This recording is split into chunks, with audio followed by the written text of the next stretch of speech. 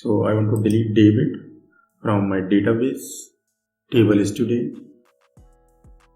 So how I can do it? So we have get post put, and now just write down delete. So for that, copying this code snippet and pasting it here, and this is for delete.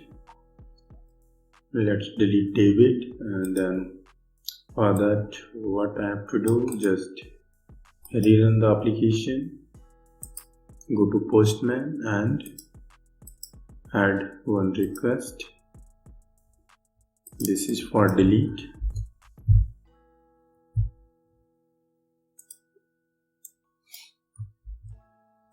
Copy the path and make sure to select delete here and followed by the ID, which ID I want to delete. I want to delete the first record David, and which ID is 1. So I just passing it from here and click on send.